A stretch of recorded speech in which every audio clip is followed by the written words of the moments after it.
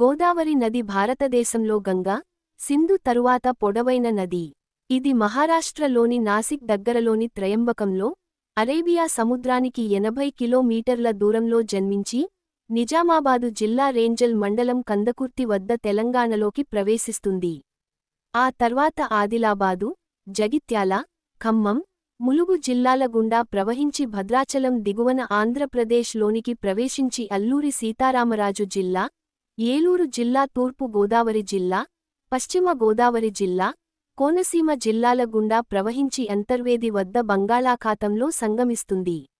గోదావరి నది మొత్తం పొడవు 1465 కిలోమీటర్లు.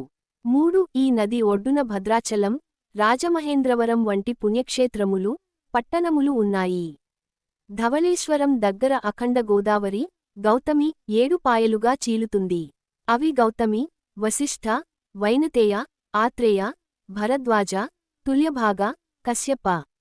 ఇందులో గౌతమి, వశిష్ఠ, వైనతేయలు మాత్రమే ప్రవహించే నదులు. మిగిలినవి అంతర్వాహినులు. ఆ పాయలు సప్తర్షుల పేర్ల మీద పిలువబడుతున్నాయి.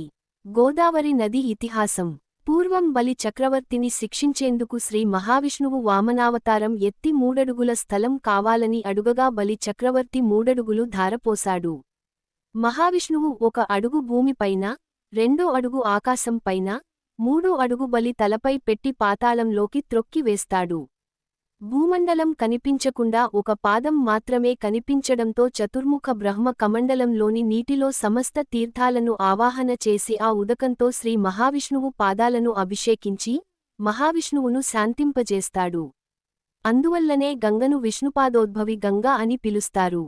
అలా పడిన గంగ పరవళ్లు త్రొక్కుతుంటే శివుడు తన జటాజూటంలో బంధిస్తాడు. పరమశివుడిని మెప్పించి భగీరథుడు తన పితామహులకు సద్గతులను కలగజేయడానికి గంగను, గోహత్యాపాతక నివృత్తి కోసం గౌతమ మహర్షి గోదావరిని భూమికి తీసుకొని వస్తారు. ఒకానొకప్పుడు దేశంలో క్షామం ఏర్పడి కరువుతో తినడానికి తిండి లేకుండా ఉన్న సమయంలో గౌతమ మహర్షి తన తపోశక్తితో తోటి ఋషులకు, వారి శిష్యులకు కరువు నుండి విముక్తి కలిగించి అన్నపానాలు దొరికే ఏర్పాటు చేశాడు. అప్పుడు ఆ ఋషులు తమకు లేని తపోశక్తులు గౌతమునికి ఉన్నాయని ఈర్ష్యతో 1 మాయ గోవును పంపి గౌతముడి పాడిపంటలు నాశనం చేయించారు. గౌతముడు 1 దర్భతో ఆ గోవును అదలించగా అది మరణించింది. గౌతముడు తాను చేసిన గోహత్యాపాతకం నివృత్తి కోసం శివుడిని మెప్పించి గంగను భూమి మీదకు తెప్పించాడు. ఆ గంగయే గోదావరి లేదా గౌతమీ నది. ఈ నదిని ఆ చనిపోయిన గోవు మీద నుండి ప్రవహింపజేసి తన గోహత్యాపాతకాన్ని విముక్తి చేసుకొన్నాడు. ఆ గోవుకి స్వర్గప్రాప్తి కలిగింది. ఆ స్థలమే గోష్పాద క్షేత్రం. ఈ క్షేత్రమే ఇప్పుడు పశ్చిమ గోదావరి జిల్లాలోని కొవ్వూరు పట్టణం. దేశంలో ప్రతి జీవ నదికి పుష్కరం ఉన్నట్లే, గోదావరికి కూడా పుష్కరం ఉంది. పంచాంగం ప్రకారం గురుడు సింహరాశిలోకి ప్రవేశించినప్పుడు గోదావరికి పుష్కరం వస్తుంది. 2015 జూలై నెలలో గోదావరికి మహాపుష్కరం వచ్చింది.